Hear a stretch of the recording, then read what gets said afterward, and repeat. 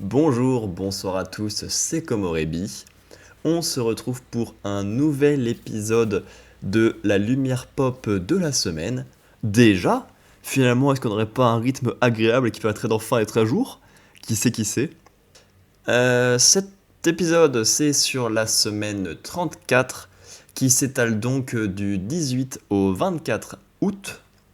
Nous allons parler de 6 œuvres différentes, 4 films et 2 comics. Mais cette fois-ci, il n'y aura pas que des super-héros. Ce sera que la moitié des œuvres seulement, donc ça va. J'ai enregistré le dernier épisode de lundi, donc il y a 3 jours maintenant. Depuis, il y a un soir où j'ai grimpé. C'était très cool. J'ai passé tous les nouveaux blocs qu'il y avait eu depuis la séance d'avant. En même temps, il n'y avait pas de bloc dans la difficulté la plus élevée de la salle. Donc ça aide. Mais j'ai passé un moment compliqué sur la difficulté d'avant pour la passer parce qu'il y a un mouvement très engageant où t'es au plafond et il faut sortir du plafond pour aller sur le mur qu'il y a au-dessus. Genre c'est un angle de mur comme ça, t'es là au plafond, il faut faire paf de ce côté-là. Et le mouvement est très loin et t'arrives dans une prise qui est bonne, mais il y a tout le corps qui balance sur cette prise. Donc ça fait un peu violent sur les doigts et sur l'épaule.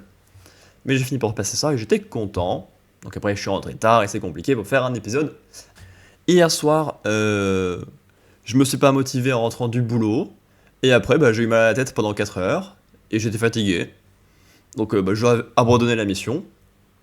Et aujourd'hui, comme c'était une petite journée de formation tranquille pour le KCS, où on a fait pas mal de théorie autour des gerbeurs et un petit peu de manutention en fin de journée, et que je me sens chaud pour l'examen de demain, et que je suis en forme, je me suis dit, je vais t'enregistrer un petit épisode. Au moins. Parce qu'on a cette semaine 34 avec 6 œuvres à traiter, la semaine 35 avec 3 œuvres, la semaine 36 avec 0 œuvre, et la semaine 37 avec 4 œuvres. Et après, on est à jour. Donc, on n'est plus très loin. On aura fait quasiment la moitié du chemin restant, actuellement, à la fin de cet épisode. Plutôt bon signe. Mais bref, j'espère que vous allez bien. N'hésitez pas à me dire comment ça se passe pour vous depuis ces derniers jours en commentaire, à me dire ce que vous pensez des œuvres dont je parle dans cet épisode, ou également à me dire ce que vous avez découvert récemment. Bon visionnage! Tout d'abord, j'ai découvert The Marvels, histoire de continuer mon rattrapage du MCU. Techniquement, après celui-là, il me reste le film Hulk de 2008, que j'ai toujours pas vu depuis. Mais en même temps, ça, je suis pas spécialement pressé, parce que c'est pas quelque chose qui va revenir spécialement dans le prochain Avengers. Notamment parce que toutes les conséquences du film ont été traitées récemment dans Captain America 4. Donc c'est moins motivant à rattraper. Alors que Ant-Man 3 et The Marvels, c'était la motivation de fou pour rattraper ça, c'était... Et il me resterait sinon aussi les 4 Fantastiques à rattraper. Et ça non plus, je me suis pas motivé pour l'instant. À voir comment ça se fait. Et bon, est-ce que c'est vraiment un mal d'avoir raté ces films-là, quand on voit les notes que j'ai pu mettre aux quelques derniers? Parce qu'au final, on se retrouve avec Thunderbolts que j'ai bien aimé, Captain America 4 que j'ai trouvé moyen, Ant-Man 3 et The Marvels que j'ai trouvé mauvais. Donc bon, c'est pas la panacée non plus. Hein. Et en même temps, j'ai l'impression que Ant-Man 3 et The Marvels ont pas mal été aidés par le fait qu'ils ont une image absolument horrible. Je m'attendais à des gigamerdes pour les deux, et là, encore une fois, je l'ai mis dans mauvais, en C, parce que du coup, ma notation c'est S, excellent, A, bien, B, moyen, C, mauvais, et D, horrible. Les deux sont mauvais et pas horribles, c'est déjà énorme par rapport à ce que j'avais imaginé. Parce qu'il y a des éléments qui marchent bien et qui sont des bonnes idées. Les 3 personnages principaux, que sont Kamala Khan, Monica Rambeau et Captain Marvel, sont très mignonnes, je dirais, tous les 3 ensemble, et dans leur lien. Parce que t'en as une qui est un peu sa tante de substitution, qui lui a servi de modèle, puis qui l'a abandonné. Donc c'est dur comme lien. Donc ça c'est un bout du triangle. T'as un bout, c'est des inconnus total, et t'as un bout, c'est genre littéralement ton idole, tu vois. Donc les deux personnages de Monica Rambeau et de Miss Marvel sont très liés à Captain Marvel, qui fait lien entre les deux, et qui apporte pas mal de choses. Équipe pas très nombreuse, avec des liens entre eux et qui a un sens. C'est pas souvent qu'on voit ça, et ça marche bien. Et surtout, il y a une petite idée visuelle et de scénario, c'est que les trois personnages échangent de place entre elles dès qu'elles utilisent leur pouvoir, à cause d'un système d'intricage quantique à la con dont on se bat les couilles, mais l'idée même de pouvoir se taper à la place de l'autre, que ça sans le contrôler à la base, puis en s'en servant pour de vrai, c'est... On est dans le MCU, donc les idées sympas, derrière on n'en fait pas grand chose, et ça donne un film oubliable, dira-t-on. Oui, le film permet de voir les conséquences du film Captain Marvel 1, que j'ai vu une fois et que j'ai plus du tout en tête, parce que c'est Captain Marvel 1. À la base, elle était censée avoir libéré son peuple qui réfléchissait plus par lui-même en détruisant une intelligence artificielle gigantesque. Le problème c'est que même s'ils sont libérés, la planète elle est pas en forme et ça les aide pas à être pour le coup libres physiquement, alors qu'avant c'était mentalement. Et il y a une vengeance derrière, mais ça donne pas grand chose. Et tu vois pas à quel moment, hormis le fait d'avoir pas trop suivi, d'avoir un peu abandonné dès que t'as commencé à faire le bien, et de pas avoir poussé ça plus loin, on voit pas trop ce qu'il aurait pu faire de mieux. Et donc ouais, c'est un peu des moteurs à la con qui poussent les choses et c'est dommage. Et encore une fois, il y a beaucoup de choses. Hein. C'est un film en space opéra, donc hormis les deux, hormis quelques Thor et les Gardiens de la Galaxie, c'est pas quelque chose qu'on a beaucoup vu pour l'instant et qui fait plaisir à voir. Même si au niveau space opéra, waouh, un pays, une planète où tout le monde chante. Mais quelle dinguerie! Oh, ça doit être trop dur d'imaginer ça! Non, c'est pas poussé très loin, mais ça reste un contexte un peu différent, dira-t-on. Il y a un gros sujet sur le fait de passer solo et d'abandonner beaucoup de choses à passer en équipe et changer de mentalité, ce qui est plutôt... Il y a un beau côté teen movie, qu'on voit pas beaucoup, parce que le plus proche de teen movie, ça serait Spider-Man. Mais c'était pas très bien. Là, Kamala Khan, elle est attachante, et j'aime bien ce côté teen movie à elle. Le problème, c'est que d'avoir autant de choses, ça permet à aucune d'être vraiment développée et intéressante, et surtout, ça fait vraiment un énorme patchwork hyper bizarre. Parce qu'au début, on les force à être ensemble, et t'as l'impression que le film et ses différentes idées, c'est pareil. Le problème, c'est qu'on sait assez de sources sûres que c'est pas volontaire. Ils sont pas en mode tiens, les personnages sont forcés à être entre eux, il faut que leurs différentes façons de voir des films et des séries avec leurs personnages, ça fasse un mélange pas du tout cohérent, comme eux au début, à la fin, pour offrir, hop, un film cohérent où tout est assemblé, où tout va ensemble. Vu qu'à la fin, c'est pas le cas. Là, tu vois, t'aurais pu dire, ah, il y a un sens, c'est fait exprès, il faut faire comme pour les personnages. Non, là, c'est juste que c'est raté.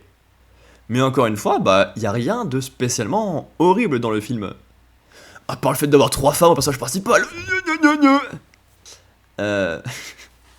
Voilà, mais bref, il n'y a rien d'horrible dans le film, mais c'est pas au niveau du projet qu'aurait pu être le MCU et l'attention de tous ces jolis comics Marvel derrière, ni de l'univers qui pouvait rassembler ces 3 personnages. Et encore une fois, c'est juste... Ensuite, j'ai vu K-Pop Demon Enter. J'ai l'impression de vivre au fin fond d'une grotte depuis un petit moment, parce que le film a plutôt eu du succès et a turbo-buzzé, et alors que je l'ai vu seulement le 20 août, j'en avais très peu entendu parler jusque-là, et c'est juste un pote d'escalade qui m'a dit « Mais si, regarde-le !» En plus, t'as kiffé les 2 Spider-Man et t'as kiffé les Mitchell contre les machines. Donc c'est le même studio, il y a plein d'amour pareil derrière, il y a plein d'idées visuelles et de dessins animés, ça peut que te plaire. Et effectivement, c'était très bien. Celui que j'aime le moins des 4, sans doute parce que j'ai le moins d'atomes crochus. Avec Spider-Man, j'ai des atomes crochus. Avec les Mitchell, non, parce que c'est un truc original et sans contexte particulier. Mais le film est trop cool. Bravo les Mitchell. Après, K-pop Demon Hunters n'est pas mauvais. On reparlera à la fin de pourquoi c'est pas en S, je pense. Parce que pour l'instant, on peut dire que le film il est très plaisant visuellement. Et évidemment, ça ils savent faire, il n'y a plus de soucis là-dessus. Mais à chaque fois, c'est une bonne surprise et ça passe très bien. J'ai trouvé les chansons plutôt bonnes et plutôt plaisantes en français. Il y a plus de chances que je les réécoute qu'avec les versions anglaises qui m'indiffèrent un petit peu. Mais même si je trouve les versions en française quelque part, pas sûr d'écouter plus que ça, parce que c'est pas tant dans mon style que ça au final.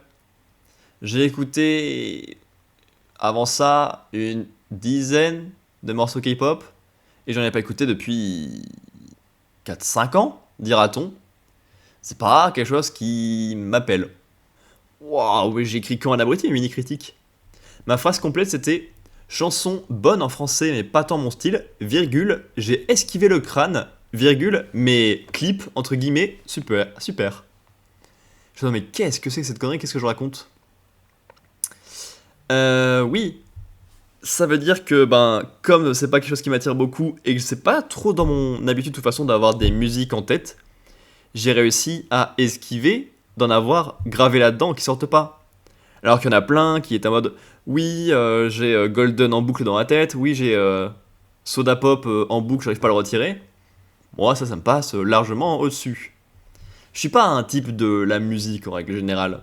C'est mieux qu'avant, mais c'est toujours très en dessous de la moyenne, j'ai l'impression. Mais oui, les clips des différents morceaux, entre guillemets, parce que des fois c'est juste des trucs de combat et tout, mais les séquences animées pendant les chansons sont excellentes. Et ça va rendre très bien et ça rend honneur parfaitement à ce qui se passe. L'intrigue est simple, mais ça c'est pas spécialement un souci, tant qu'elle est bien intéressante et qu'elle a quelques idées innovantes, dira-t-on. Et elle est plutôt ok avec les deux personnages principaux, dira-t-on. C'est une histoire d'amour et de devoir qui va très vite, mais qui marche bien.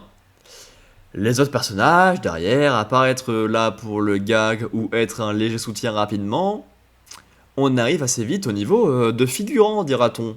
Alors qu'il y a quand même un potentiel plutôt dans une équipe complète de héroïnes, dans leur maître, dans leur agent de tournée, dans le reste du gang adverse. Il y avait moyen de faire pas mal de choses. Et ouais, j'ai pas de gros négatifs à dire sur le film, mais il aurait mérité d'être un peu plus long, je pense, pour remplir un peu les trous des personnages et les rendre un peu plus vivants, histoire qu'on ait un peu plus que deux personnages. Intrigue simple, oui, mais là, c'est un petit manque de potentiel et de jusqu'au boutisme, qui est un petit peu dommage, et que je ressens pas une seconde sur les deux Spider-Man sortis pour l'instant, ou sur les Michel contre les machines, qui vont au bout de ce qu'ils ont à dire sur leur personnage, sur leur intrigue, sur leur idée, sur leur fun. Et là, il manque ouais, un tout petit chouïa pour qu'on soit au même niveau. Vu d'où on part, c'est largement pas mauvais, mais quand on attend un studio que ça et un tel niveau, à un moment, bah, quand tu passes à côté, c'est dommageable. Ensuite, j'ai découvert Destination Finale Bloodlines. Il s'agit de mon deuxième épisode de la saga que je regarde, puisque j'avais rattrapé Destination Finale 5, si je ne m'abuse, et que c'est le seul que j'ai vu, parce que bon bah, c'est fun. Le 5 j'avais passé un bon moment devant, mais je me dis tiens, il faut absolument que je découvre les autres.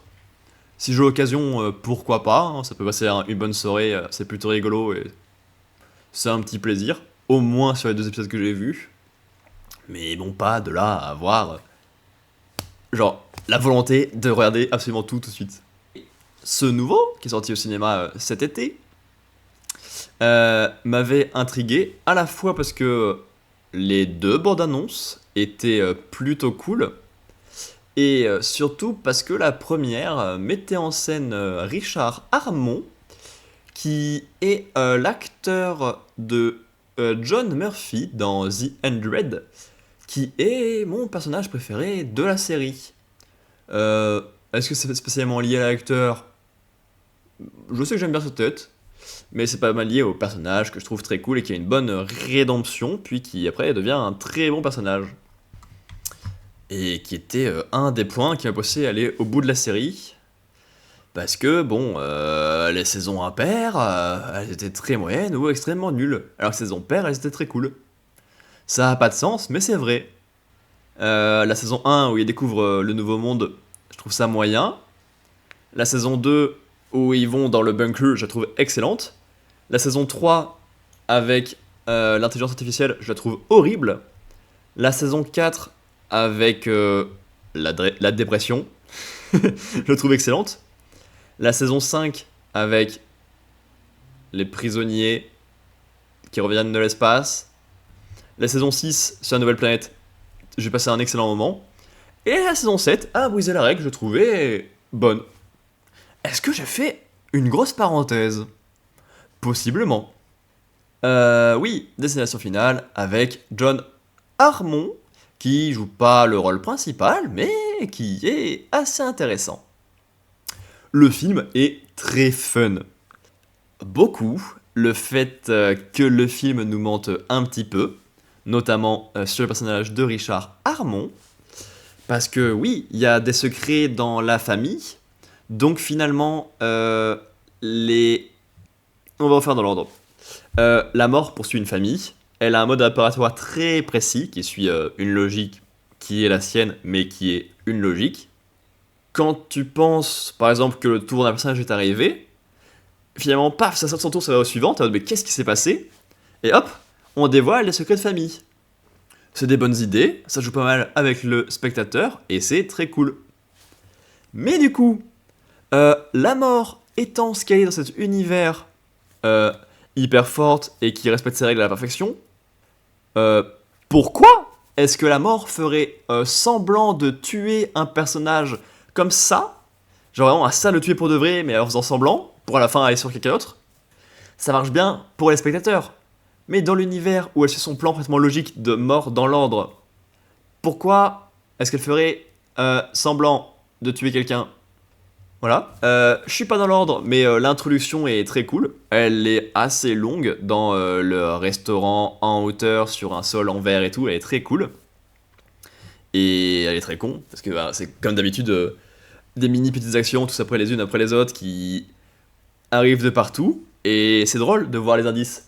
Gros plan sur les grilles d'aération, gros plan sur les mecs en cuisine qui font du feu, gros plan sur les danseurs, gros plan sur la petite pièce, et il y a tout qui s'assemble petit à petit, c'est très cool à voir. J'aime beaucoup le principe. J'ai beaucoup aimé le gag du camion poubelle, dira-t-on. Disons qu'un personnage se monte le bourrichon quand c'est la seule à croire à tout ça, en imaginant la mort la plus conne possible à ce qui se passe autour. Les autres autour sont en mode, mais non, tu veux bien qu'il m'arrive rien, alors que j'aurais dû mourir comme ça, n'importe quoi. Et quelqu'un finit vraiment par mourir comme ça, et c'est là qu'on apprend du coup que l'ordre n'était pas celui qui était prévu, mais c'est très drôle. Par contre, c'est le rythme de décès que je trouve assez étrange. Il y en a une au début qui rassemble tous les personnages et lance l'enquête. Une deuxième qui lance la génération suivante. Une troisième qui arrive et qui fait en fait, il y a des secrets dans la famille. Puis, tout qui s'enchaîne à la fin. Avec 1, 2, 3, 4, 5 en très peu de temps.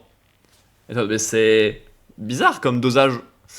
Pourquoi est-ce qu'il y avait genre un quart d'heure d'attente entre les premières là et c'est tout d'un coup Et le final aussi contient des surprises.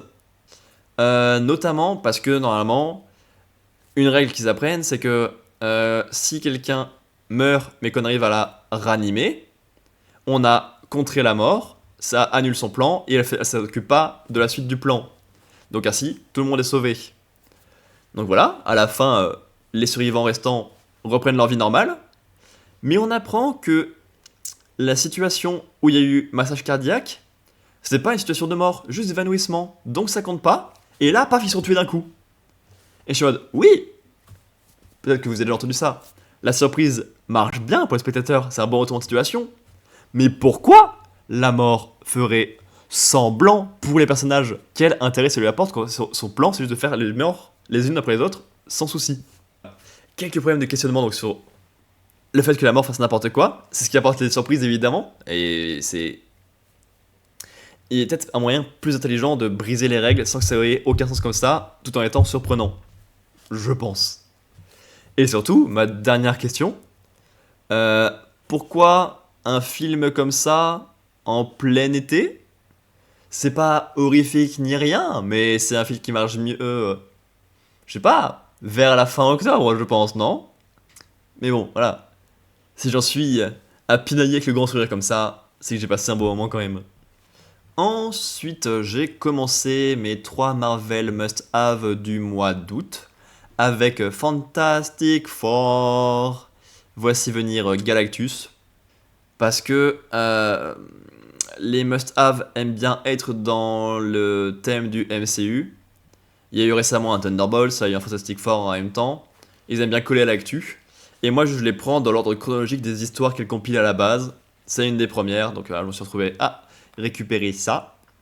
Et je me rends compte que c'est fou, j'avais du mal à me tenir à jour avec un bon rythme, parce que là, j'ai à nouveau 3 qui m'attendent au-dessus de moi là. Les 3 de septembre, on est le 18, j'en ai lu 0. Avec 3 comics Marvel par mois, plus un comics qui casse quand ça sort, un comics The Boys quand ça sort, et un comics Tortue Ninja quand ça sort, donc tous les 2-3 mois chacun. C'est étonnant de pas réussir à être spécialement à jour, et de pas réussir à avoir avancé sur mes JoJo depuis 1000 ans. En même temps, peut-être que j'essaye de faire trop de choses dans la vie, hein. Jouer à des jeux, enregistrer des épisodes, live, grimper, lire, regarder des films, regarder des séries, travailler, me nourrir, dormir, voir des gens. Peut-être que c'est beaucoup au final pour un simple humain. On sait pas. Des indices à un moment. Je fais de ces parenthèses aujourd'hui, oh là là. Je suis une pipette ou quoi? Tout le monde dans la vie me dit, hey, ce serait bien que tu parles un peu, mais que c'est bizarre de pas parler. Ah, c'est l'inverse de ce que je voulais démontrer. Et c'est encore une parenthèse. Je crois que la journée n'a pas été assez intéressante, le cerveau qui est dans tous les sens. Bref, Fantastic Four. Voici venir Galactus. Nous présente 3 histoires différentes. Les 3 premières dans le comics Fantastic Four, où les personnages rencontrent Galactus. Donc sur plusieurs années différentes, parce que bon, les auteurs ont d'autres choses à faire que traiter le même sujet en boucle.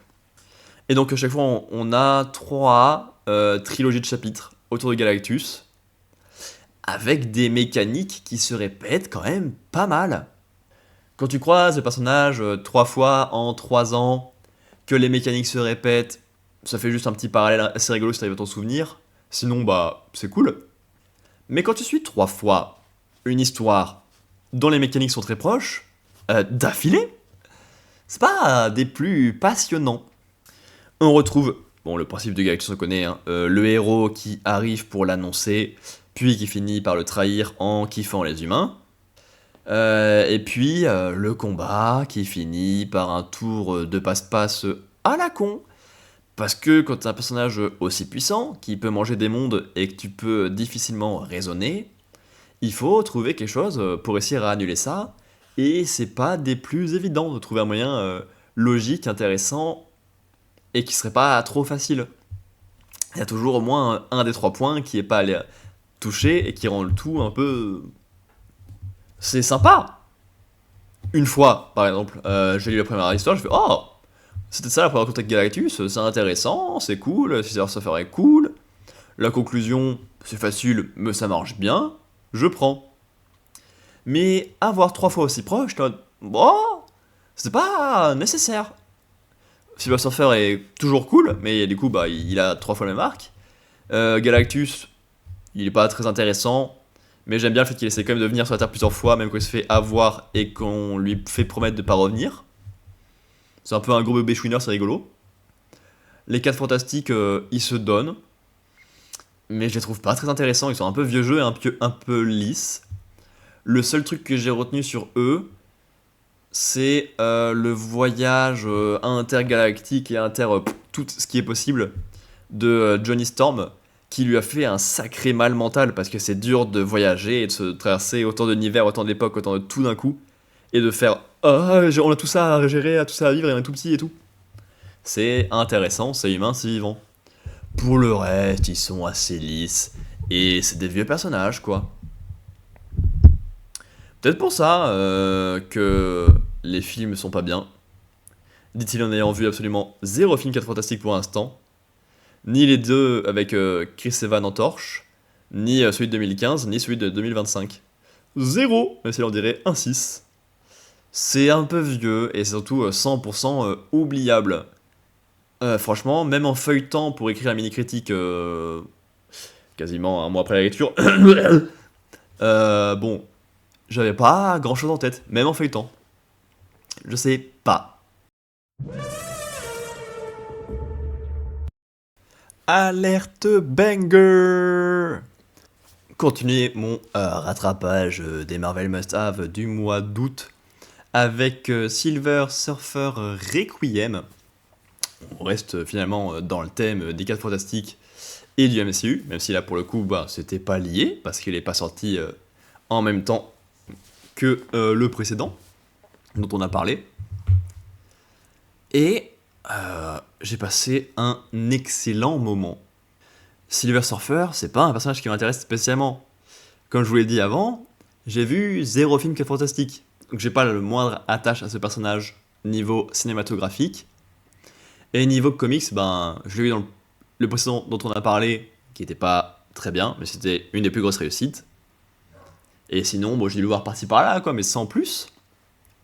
Et là, c'est un volume entier, en 4 chapitres plutôt tristes, centré sur la conclusion du personnage, et la conclusion de ce voyage galactique qu'il n'a pas vraiment choisi, si ce n'est dans le sens héroïque du sacrifice pour sa patrie.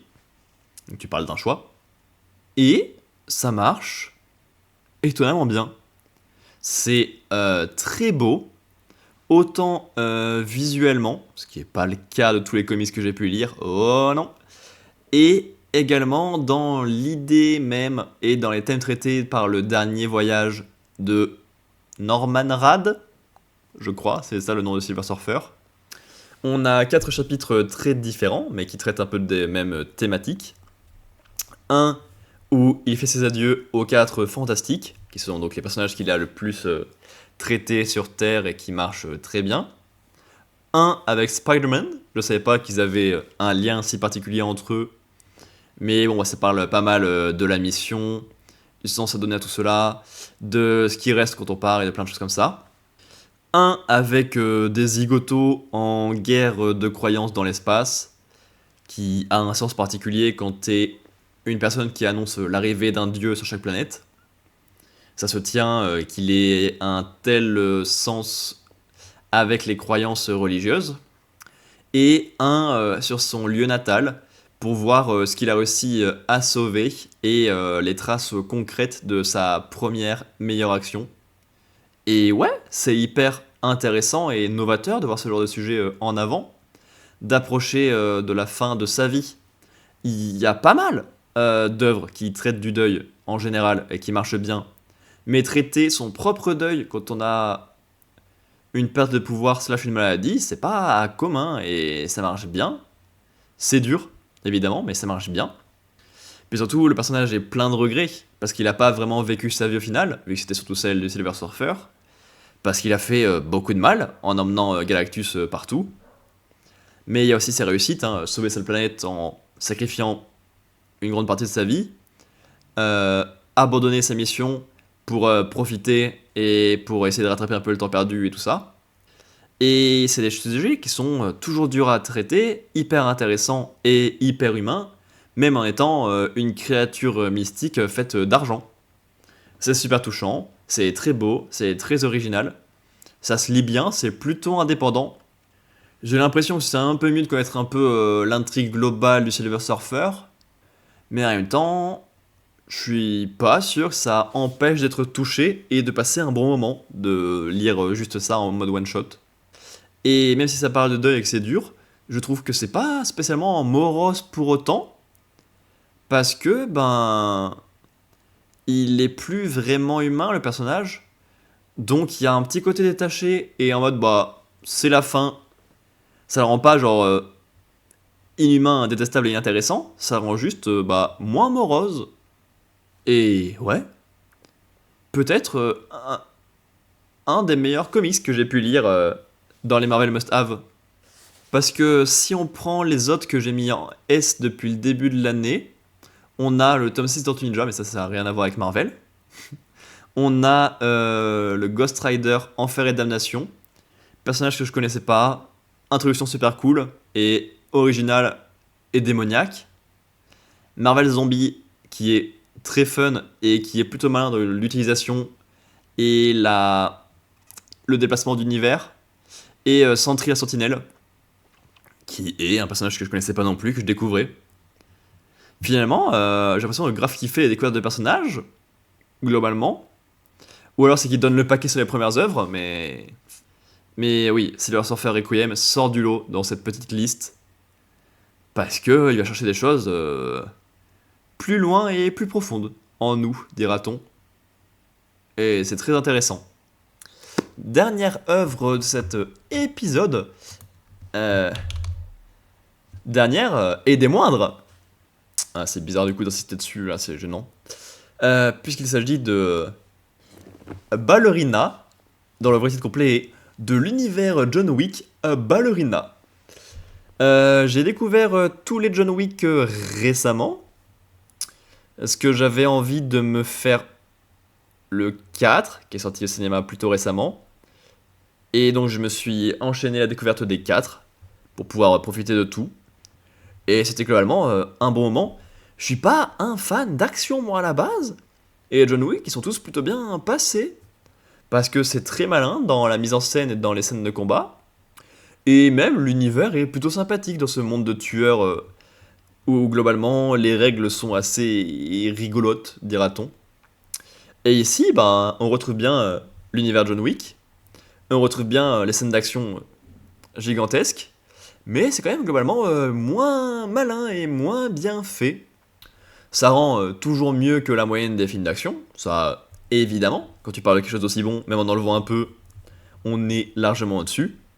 Littéralement ce que j'ai dit avec K-Pop Demon Hunters. L'épisode des répétitions. Mais il y a quand même quelques petits points faibles. Parce que le personnage principal est une femme au d'être Keanu Reeves. On peut faire quand même des trucs un peu différents au niveau de l'action et des thématiques. Et finalement, bah, ça change pas tant de choses que ça. Un petit peu, ça change plus de choses en tout cas, que le fait qu'elle soit danseuse ballerine, qu'on insiste beaucoup dessus, c'est littéralement son nom, elle s'appelle Ballerina. Donc danseuse ballerine, ballerina, on a quand même un petit lien entre les deux.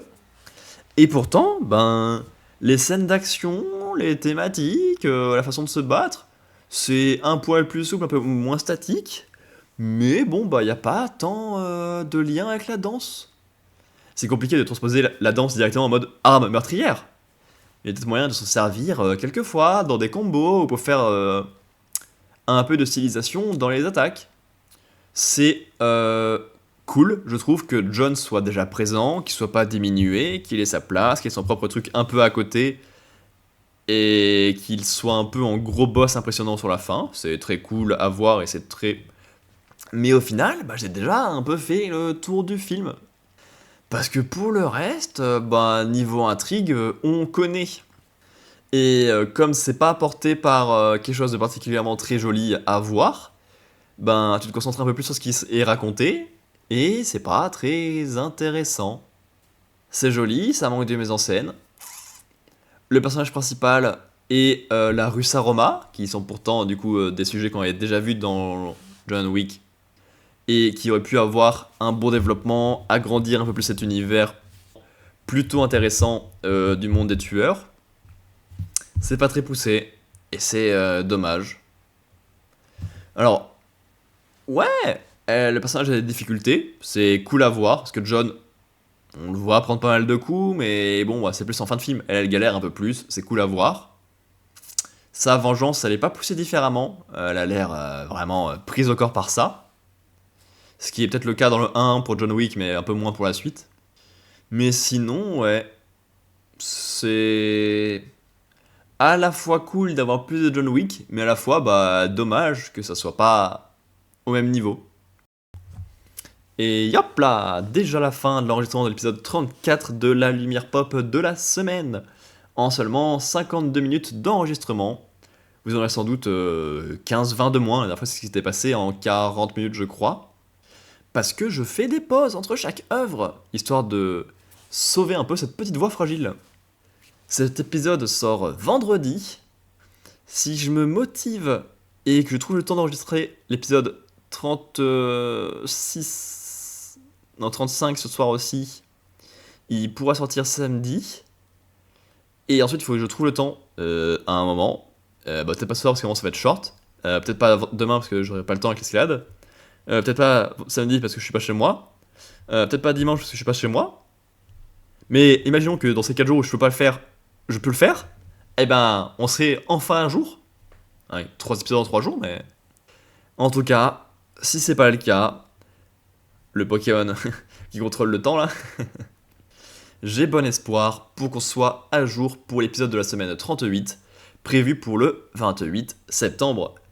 Il nous aura fallu seulement 3 mois entiers, non, si, juillet, août et septembre entiers, pour que j'arrive à être à jour quand on a transféré du format mensuel au format hebdomadaire, pour réussir à tenir le rythme d'un épisode par semaine.